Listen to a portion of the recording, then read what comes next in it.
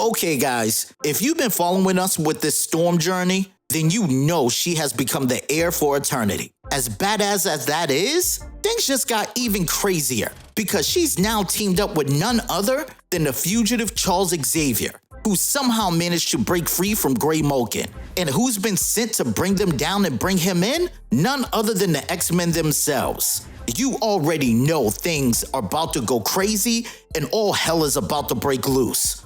Welcome back to Keepin' It Comic. Today, we're diving into Storm, issue number 6. Now, Storm's abode in Atlanta is a home during times of peace, in days of trials and tribulations. It's a sanctuary. It's a space for all, including a safe space for former X-Men like Maggot. And I never was a fan of his. I don't know about you guys. But still, this is not a time of peace. Storm says, I know most people tend to have their heads buried in their phones and all, but I'm still pretty sure they'll notice us leave, despite the cloud cover.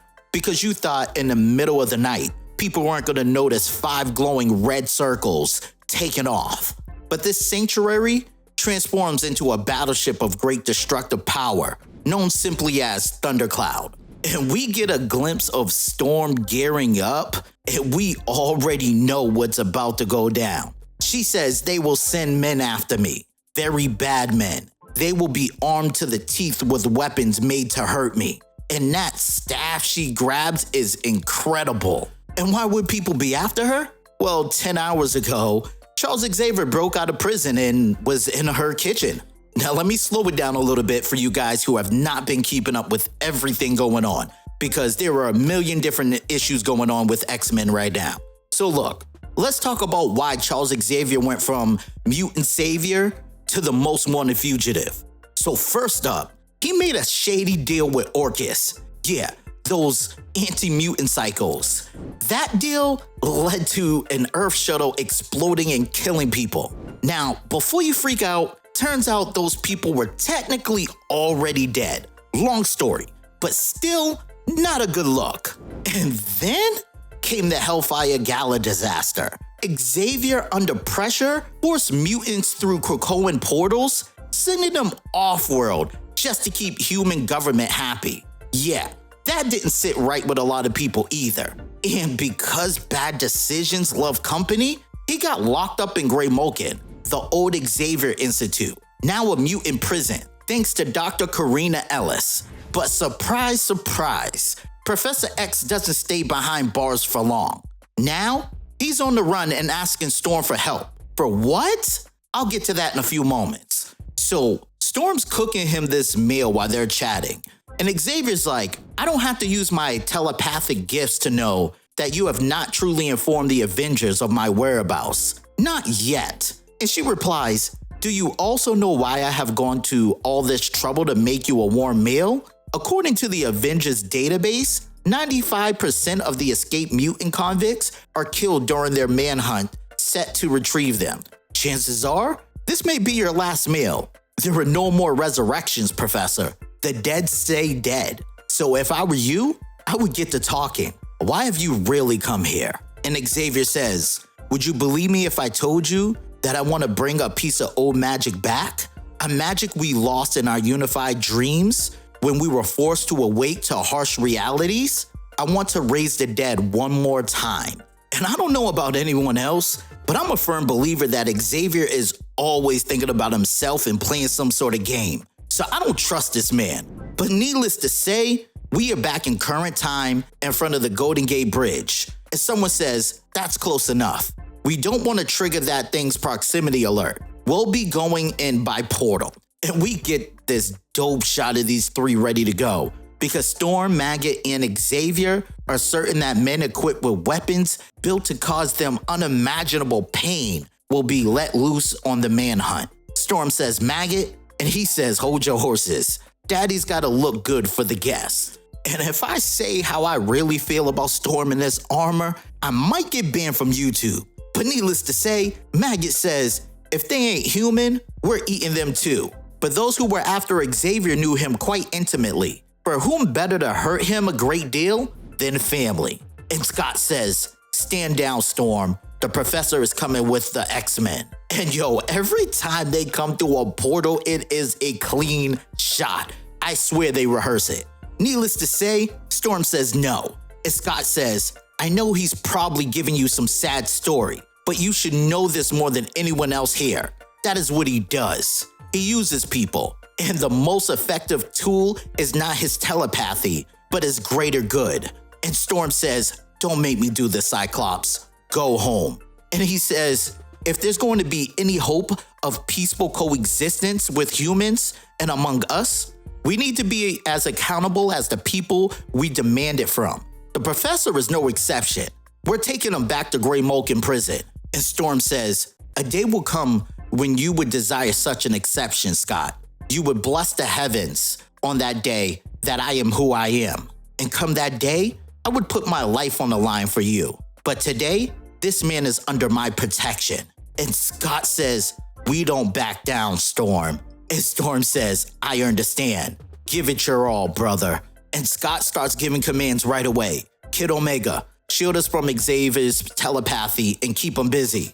Juggernaut, Maggot's all yours. Psylocke and I will retrieve the professor and withdraw. Storm can't unleash her full strength without destroying her base of operation.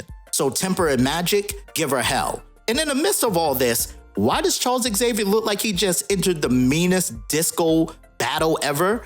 But needless to say, man, this battle's intense. First of all, Temper trying to use any elemental powers against Storm is automatically a bad matchup. Okay, we got Cyclops and Psylocke over here. Dang, that's a tongue twister. Distracting Maggot. And it looks like Storm is dealing with Temper and Magic all on her own. And as Juggernaut pins Maggot to the ground, we see Storm and Cyclops going at it. Storm is like, you've assembled no truly dangerous weapons. You failed to alter the battlegrounds in your favor. And Cyclops says, you've set no traps. Nothing but heart and goodwill. Shatter. And my man let loose a Goku beam on Storm. But don't sleep, because she said very well, watch and learn, my child. And she simply let loose a breath and said, it's my turn now. You fought well, brave mutant. And I don't know if you noticed, but that's now Eternal Storm fighting. Even the arm is disappearing, and that goddess outfit that she wears is emerging. And continues to say, make peace with your existence, Scott Summer, leader of the X-Men, and continues to beam this man dead in his eyes. Even Xavier says, oh, Scott, what have I done? Kid Omega says, Summers. Juggernaut is bugging out and yells, Cyclops. And we just see a frozen Cyclops on the ground. Juggernaut completely loses it, rips off Maggot's arms, and says the gloves are off. I'm going to beat you to a bloody pulp and smear you against the pavement, Storm.